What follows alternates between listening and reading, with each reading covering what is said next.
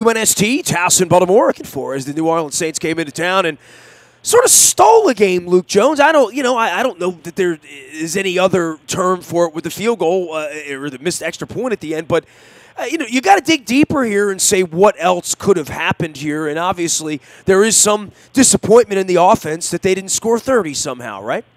Yeah, and I think as we get further and further away from Sunday's game, you kind of gain that perspective to look at this, and yes, it's disappointing. Yes, it was a game that was certainly there for them to take, and that's kind of been the theme of the last few years. When they've come up short, you look back and say, well, there's a game they should have won, or there's a game they should have won. Unlike Cincinnati on Sunday night in Kansas City, right? Yeah. Like the opposite of that. Yeah, and I think that one probably makes Ravens fans feel a lot better. I don't know. We got our ass kicked in London. It didn't feel any better or worse than it was 41-0, right? I mean, literally, right? Yeah.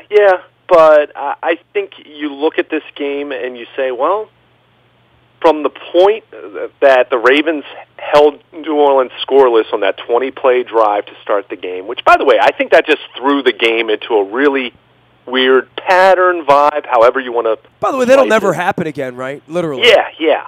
But from that point until Drew Brees completes the pass to Michael Thomas on 3rd and 8 with, about a minute 20 to go in the third quarter, I think it'd be strong to say the Ravens completely dominated, but they were certainly in control at 17-7. And then after that, the Saints were in control. So it really was the tale of the first three quarters compared to the fourth quarter. And that's where you do kind of go back to the theme of the last couple of years, this team needing to finish off games. I think they're close. I think they're a good team. Nothing about what happened on Sunday changes that, but I think they're still learning how to become a very good team. And that's territory, frankly, they haven't been in a few years, being very good. It's why they've fallen short of the playoffs. But well, you're not allowed to be very good when you're 4-3. It doesn't matter if you're very good, you're 4-3. Yeah, your record, and you can look at point differential, you can look at how great the defensive numbers are, you're 4-3. And I think, look, you and I can look at this and say, this is the best team they've had around here in a number of years, and maybe they would have been 5-1, or they would have been whatever they were going to be if they had beaten Cleveland, and, that's the stuff the Browns fans talk about, the games they could have, should have, would have won. Around here, when you get to 9 or 10, you have to look up and say, are we in the playoffs or are we not? And this was, again, a lost opportunity, much like Cleveland. Yeah, and I'll go back to something we said in the immediate aftermath. In that, I think there were things to like, certainly about the defense. I mean, you hold Drew Brees and the Saints to 7 points until early in the fourth quarter. I mean, you're doing something right. We know how great that offense is, even from the perspective of looking at the final score. The Saints were averaging 36 points a game going into this one. They gave up 24. I'll take that. And had 7 after 45 minutes. Yeah. I'll take that. I want to see the defense be better in the fourth quarter because, again, there's a theme that goes back to the last couple of years, needing to finish out games. You'd like to get at least one more stop there, whether it's one of those 2 touchdowns is just a field goal, whether it's forcing Brees and the Saints to punt. They didn't get it done, though. They gave up 17 points in the fourth quarter. And then the offense, which is really where I feel more strongly about, when you look at where New Orleans was defensively, statistically, specifically against the pass, you'd like to do better than 23 points. And even if you want to say 24 and Justin Tucker needs to make the extra point, and he'd be the first one to tell you that, I still feel in a game like this, and we've seen this over and over and over, not with Drew Brees, but with a Tom Brady, with a Peyton Manning, you know that some of these games, they might seem low-scoring, it might seem defensive-minded more so than you expect, but at some point there's going to be a run.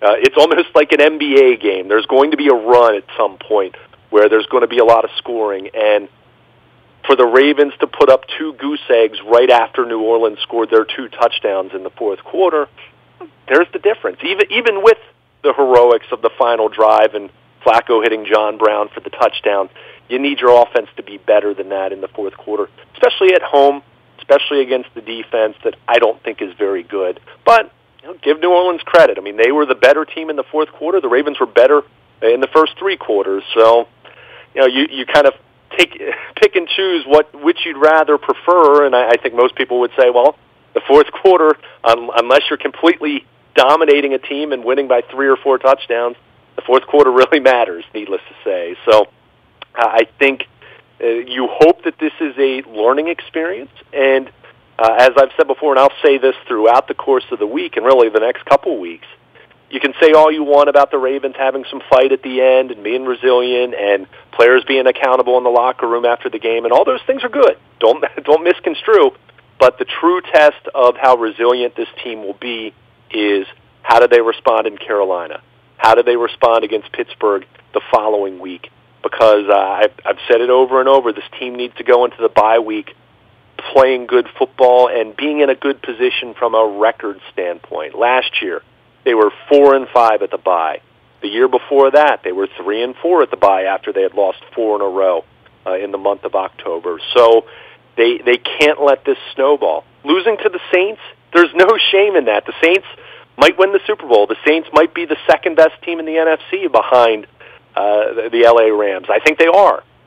But at the same time, it was at home. It's one that was certainly winnable, and you want to bounce back from that. You can't let this loss turn into 2 in a row, heaven forbid 3 in a row, or you win at Carolina and then you lose to Pittsburgh, and then you're going into the bye at 5-4, and you still have road games at Atlanta, at Kansas City, at the Chargers.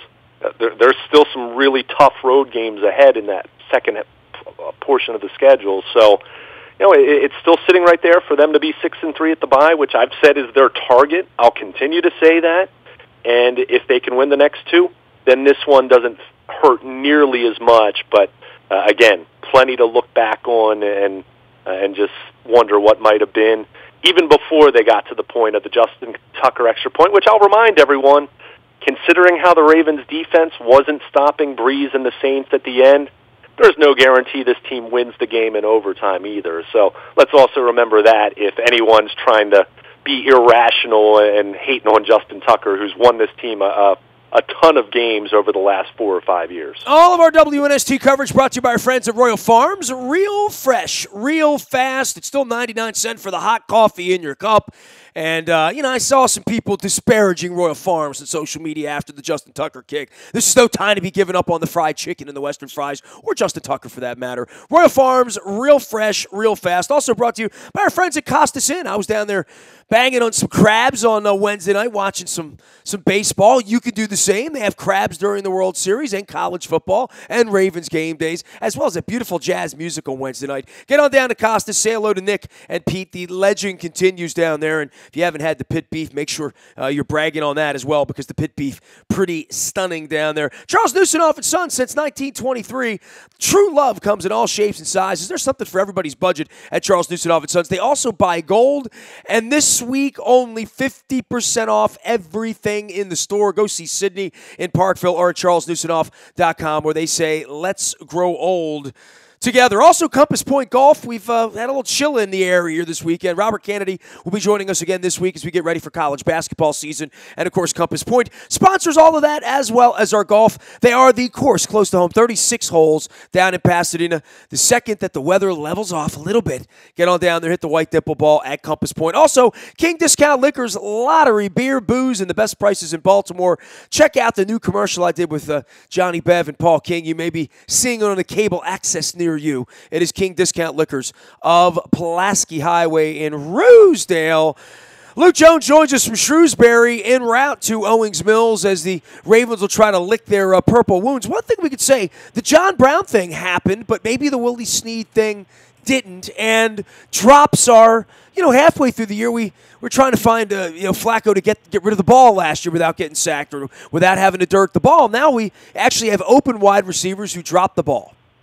Yeah, and it's funny because so much of the narrative of Joe Flacco's renaissance has been having better wide receivers, and they are better. Let's be very clear about that. That said, the production in the passing game could still be better. They've had drops. Now, Michael Crabtree has kind of led the way, even though certainly he atoned for that in Tennessee, and a second half of Sunday's game. Remember, he made the big catch to kind of bail out Willie Snead with the bad drop on the touchdown drive in the third quarter. But you look at Flacco's numbers, and certainly they've been better. I mean, he has 11 touchdowns, only 4 interceptions. He's over 2,000 yards through 7 games. But there have been drops, and it's even been noted by Pro Football Focus, for example. I know as of a week ago, I haven't seen updated numbers. The Ravens wide receivers had more drops than any team in the NFL. So, one, I'll also say they're throwing the ball a heck of a lot. So when you throw it a lot, you have more chances for drops as well. But they need to be a little more efficient. There's no doubt about that. I think Willie Snead has a disappointing performance. I expected him to have a bigger game. One, because New Orleans has been so vulnerable at the nickel since they lost Patrick Robinson.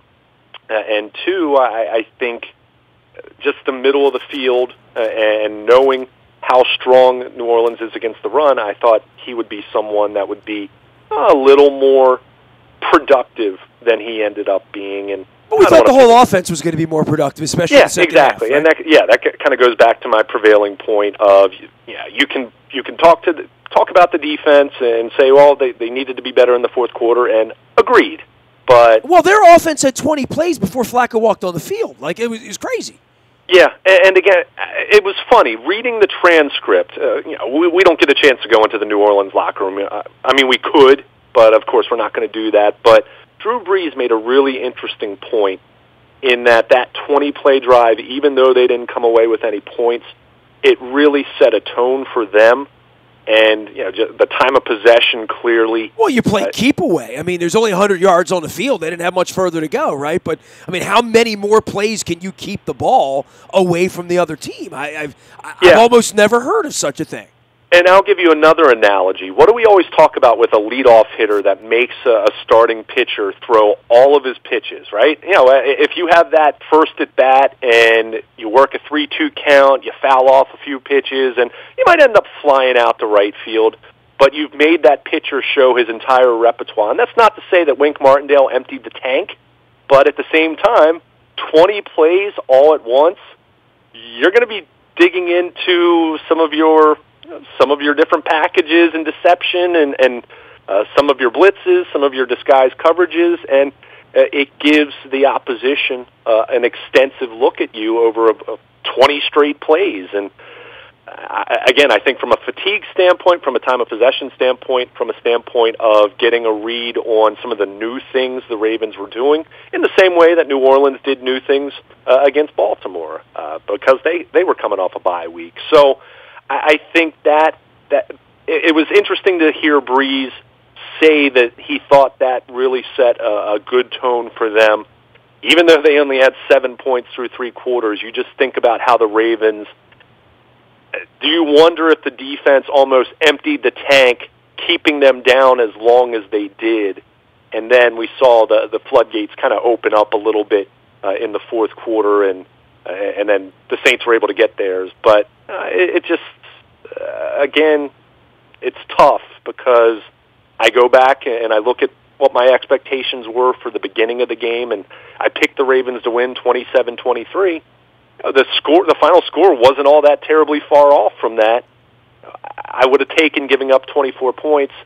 I think you need to score more than 23, and that's what it comes down to. But part of that is because of some of those early drives, the offense didn't get quite as many plays. And, there's a give-take there. You can talk about, well, you need to answer their long drive with the long drive of your own, and that's how you counter the time of possession and you give your defense more rest. And I think there certainly was some of that, especially that first drive after the touchdown early in the fourth quarter where the Ravens just went 3 and out. That was such a bad omen at that point. I think everyone knew the momentum had shifted from there.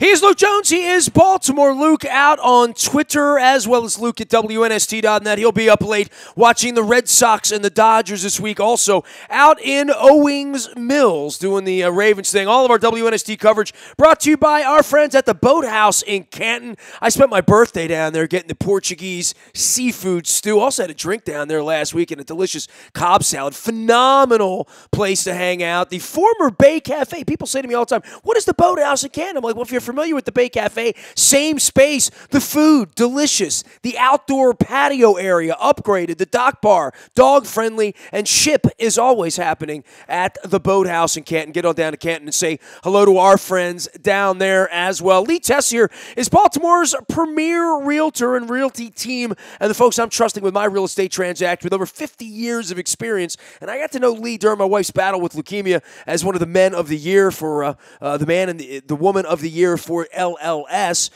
And he's been selling houses all these years, and he negotiates the best deals, gets your property where it needs to be out on the system. Guys, mine out there right now. You can learn more at leetessier.com if you need that done. Luke, as far as neutralizing Drew Brees, very hard to rag on the defense after how they played the first three quarters, and we knew it wasn't going to be an 11-sack day. Harbaugh sort of tamped that down a little bit last week, as did we. Brees is going to get rid of the ball a lot quicker. Boy, is he elusive, though, right? I mean, there was a time that Jefferson, it felt like that Brees might have had some sort of a lubricant on his sweater. I mean, tougher to bring down than your average 5, 9, 10 a quarterback or whatever he is, right? Yeah. I mean, he doesn't have that Ben Roethlisberger body or the Deshaun Watson kind of speed, or Marcus Mariota for that matter, but he definitely has that. Just enough. He moves his feet well enough. It's like he has a sonar about where the space is, like just knowing where the most amount of space will be, that you never see him run into trouble. He always finds a little bit of seam, a little bit of daylight when Zadarius Smith's chasing him around, it seemed like. Right. I think he's been sacked, I want to say, going back to the start of the 2017 season, I want to say he's only been sacked maybe 29 times. I mean, you're talking about well over 20 games there at this point. So I think, one, he does have a pretty good offensive line, although I'll point out that offensive line was banged up as well. They were missing their left guard. They lost the backup, so they were on their third left guard in that game. But I think he just has such good awareness, and I mean the great quarterbacks do. That's why they're so great. And some of it's taught, and some of it's obsessive study of film and tendencies and all. And he prepares as well as any quarterback in this league, better than most. And part of it is just there is that sixth sense that a quarterback needs to have to know that you need to get rid of the ball right at this point. Someone's coming on the blind side, and you feel it. And he has that, and that's what has made him so great for so long and gets rid of the ball so quickly. Now, I'll say this. I don't think the Ravens' pass rush was really much of a factor, and I don't just mean that because they only had one sack. It's just there weren't a ton of times that he was even under duress. The one play that you mentioned, which was the turning point in this football game. The Ravens were up 17-7, and if Tony Jefferson can bring down Drew Brees, they're punting. And the Ravens are going into the fourth quarter with a 10-point lead at that point. And you're hoping they can at least go down the field and get 3 more or get another touchdown and put it on ice. But it didn't happen. And as Jefferson was bringing him to the ground, he finds Michael Thomas, who, by the way, with Jefferson blitzing, it looked like that area of the field had been kind of left open, and that's what happens when you blitz someone. Live by the blitz, die by the blitz. Brees even said that in his comments. I don't know if he was speaking specifically about that play, but Michael Thomas was open and was able to get just enough yardage to move the chains, and the game completely turned on that. So it really is a credit to Brees, and I know more than a few players in the locker room, talking to Suggs, talking to Eric Weddle, they acknowledged, hey, we're disappointed. We needed to make more plays. There's no doubt about that. But let's also remember we're facing a guy who might be the all-time best quarterback, or certainly is on the really short list when you consider he's also 39 and still going strong and having a brilliant season that sometimes you and came back on the road on a 50-degree windy day after the sun set 2 touchdowns down, right? Yeah. I mean, you sometimes you do just tip your cap. By the way, against the number 1 defense in the league, allegedly, right? Literally. Yeah. Hey, I still think this is a really, really good defense. It needs to be better in the fourth quarter.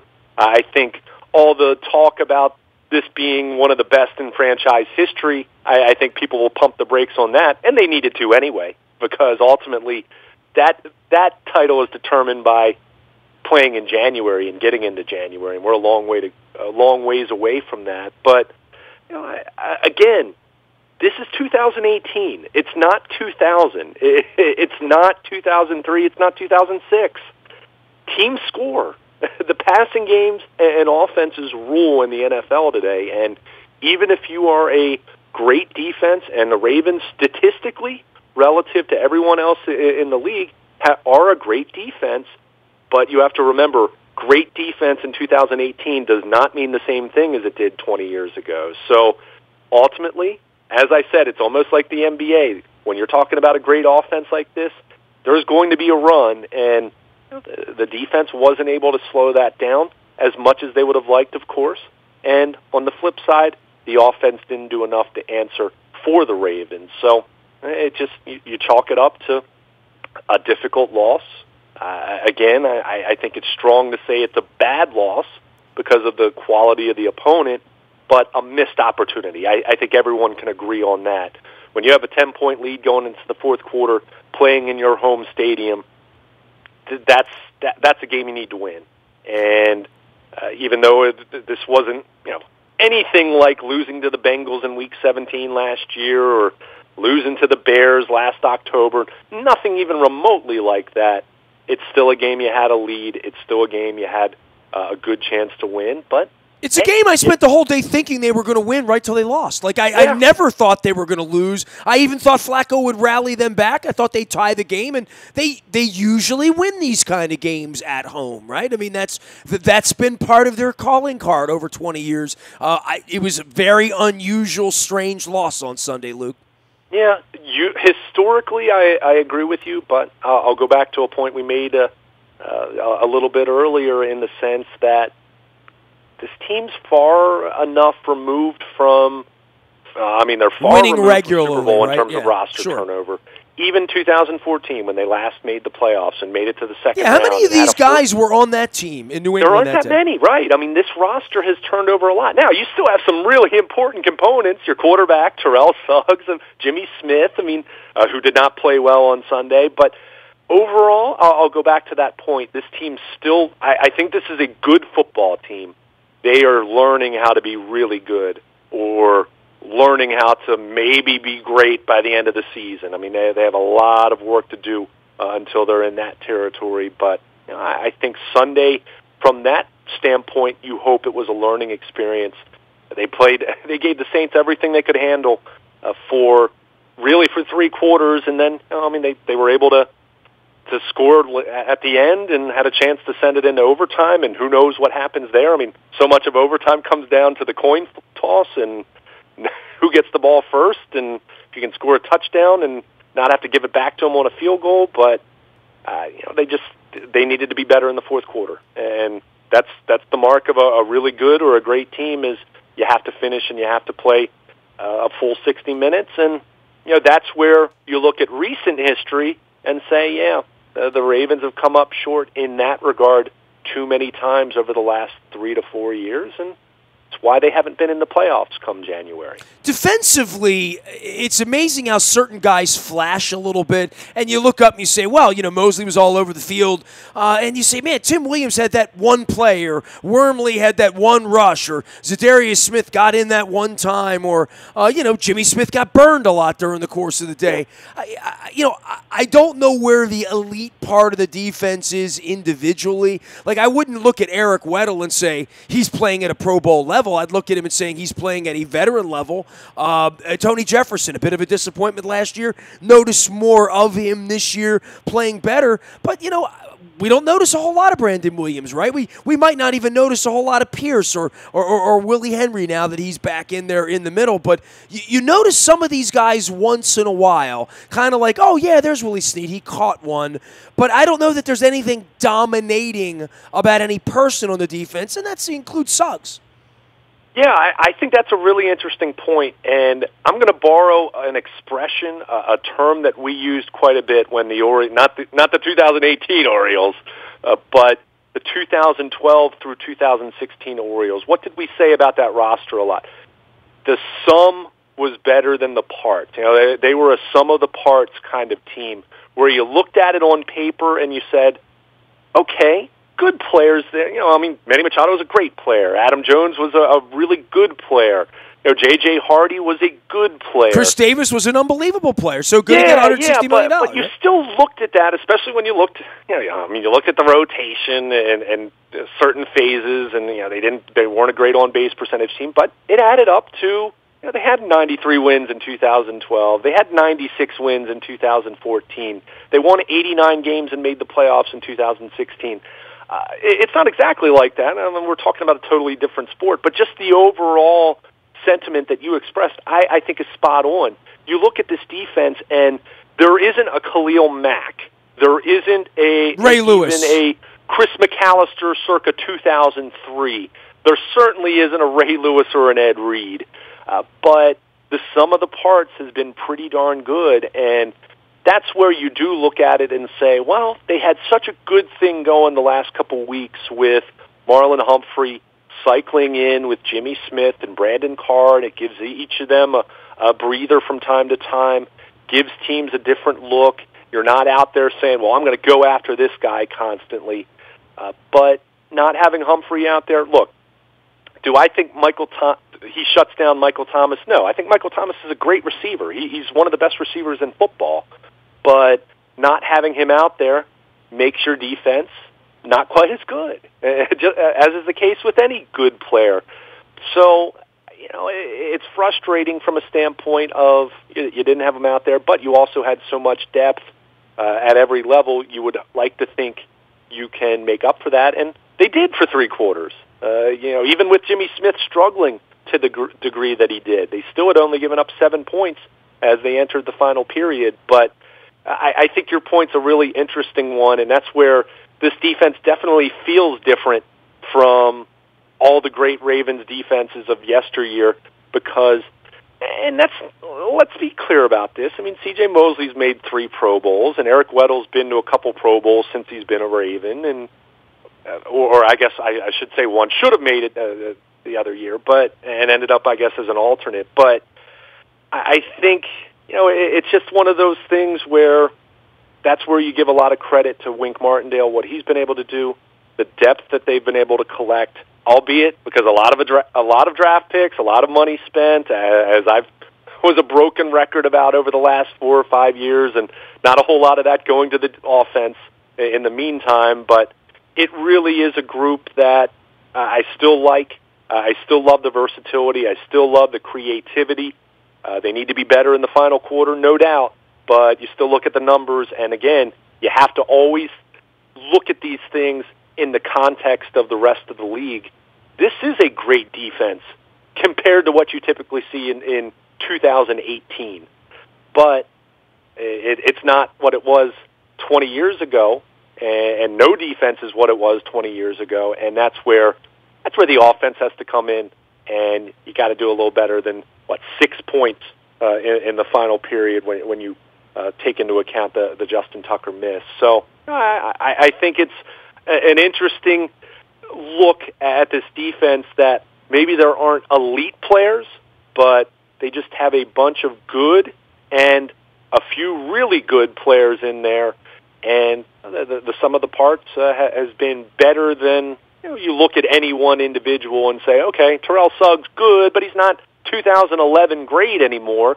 Eric Weddle might not be as great as he was 5 years ago, but overall, you have to still really like this group, and I'll take this group against most teams in the league, understanding that, you know, the Saints, an elite offense there, but as I said a few minutes ago, they're going to be facing some really good offenses down the stretch, so you need your offense to step up a little bit more in those contests than what we saw on Sunday. He is Luke Jones. He is Baltimore Luke, and Luke at WNST.net. We'll be in Owings Mills all week. I will be in Charlotte, North Carolina on Saturday and Sunday. If you're heading down that way, make sure you toss me a note. Want to give a shout out to our newest sponsors here, LifeBridge Health Sports Medicine Institute. That's in Owings Mills. Dr. Kevin Crutchfield, he does concussion and head-related injuries, as well as Dr. Craig Bennett. He does orthopedics. They'll be joining us every other week to talk about medicine and sports medicine and sports and injuries and all sorts of things. They are the new game plan for sports-related injuries anywhere in Baltimore, and they have the surgeons and the doctors who treat the pro athletes. It's a game changer if you live out in the county, you live out in the Owings Mills area, a state-of-the-art facility. You see it sitting right there at Foundry Row, and they do it all in one place. World-class care right where you are, and Cal Ripken looks great on the billboards. It's LifeBridge Health Sports Medicine Institute. Also, Buffalo Wild Wings up in Bel Air at the festival. Go see them. Make sure you're checking out the World Series this week. They have an all-new $5 menu on game days. Make your life easier and try their new online ordering system if you're up in the Bel Air area for lunch. They also they do it local around there. They have this program called Eat Wings, Raise Funds for your local sports team or organization. Joe will be happy to help you. He's local. He's running the Buffalo Wild Wings up in Bel Air. We hope to see you up there as well. Strategic Factory, they do marketing, printing, promotional goods of all kinds, all in one shop in Owings Mills. Let them help you promote your business. You got logo designs. If you're doing giveaways for a trade show, branded apparel, hats like this, shirts like this, but with actually something on it. Strategic Factory could do that for you. Give them a call, 443-738-9830, or find them at strategicfactory.com. We saw them at the Ravens game as well. The buyatoyota.com audio vault is there for you 24 hours a day from anywhere in the world on your mobile device by downloading the TuneIn radio app. We do come in crystal clear from anywhere in the world. The morning newspaper ships digitally to your email inbox, and it's free of charge each and every morning at 7 a.m. It's all brought to you by Planet Fitness and PlanetFitness.com. That's $5 down, $10 a month. As always, there's a Planet Fitness right around the corner from you. Last but never least, the Maryland Jockey Club is also there promoting and sponsoring our morning newspaper that comes to you at 7 a.m. They're also out on the front of WNST.net. Great day at the Maryland Million. If you haven't been down to Laurel Park, you got to get down there. I was down there most of the day Saturday, eating the food, drinking the beverages, looking at the incredible Vegas-style sports bar that they've erected down there at Laurel Park. If you haven't been lately, you haven't been at all. Get on down to Laurel Park and make sure you check out the entries on the front of WNST.net. If there's any breaking news, you get that first on the WNST Tech Service. That's all brought to you by Coons Ford of Security Boulevard. And Dennis Kolatzos is going to be here on Thursday, licking our wounds from a loss to Drew Brees and the Saints on a missed extra point by Justin Tucker. It sounds weird saying that, but Dennis will be here Thursday from 3 until 5. It is the SSV on WNST. I am Nestor. We are WNST.net, AM 1570 and WNST Towson, Baltimore, and we never stop talking Baltimore sports.